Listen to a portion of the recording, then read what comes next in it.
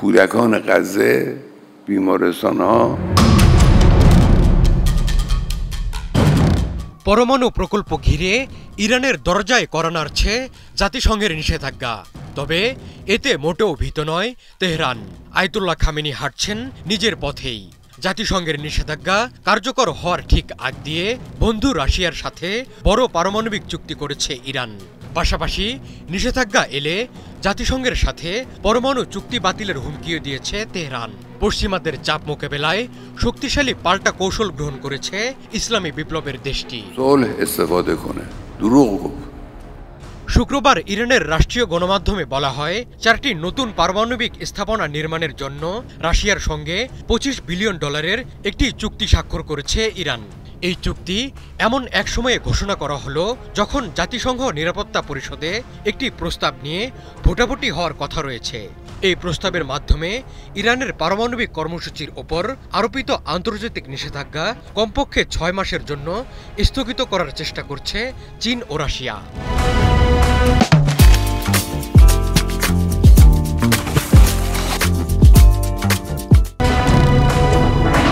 নতুন চুক্তি অনুসারে দক্ষিণ ইরানের হরমোজগান প্রদেশের সিরিক শহরে 500 হেক্টর জমির ওপর 4টি নতুন বিদ্যুৎ কেন্দ্র নির্মাণ করা হবে।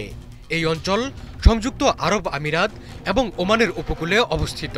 তৃতীয় প্রজন্মের এই পারমাণবিক চুল্লিগুলো থেকে 5 গিগাওয়াট বা 5000 মেগাওয়াট বিদ্যুৎ উৎপন্ন হবে।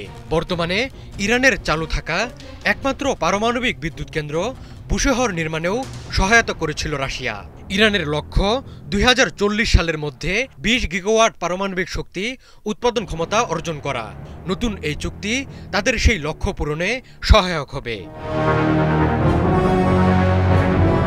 এই চুক্তিটি এমন এক সময় হলো যখন যুক্তরাজ্য, ফ্রান্স এবং জার্মানি ইরানের বিরুদ্ধে স্ন্যাপব্যাক প্রক্রিয়া শুরু করেছে।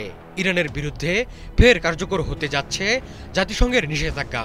বিশ্লেষকরা বলছেন, রাশিয়ার সাথে চুক্তি ইরানের উপর নিষেধাজ্ঞার প্রভাব কমাতে সহায়ক হবে এবং আন্তর্জাতিক ক্ষেত্রে ইরানকে রাশিয়ার শক্তিশালী সমর্থন প্রদর্শনে সাহায্য করবে। এদিকে আসন্ন নিষেধাজ্ঞা নিয়ে জাতিসংঘ ও পশ্চিমাদের সতর্ক করেছে ইরান।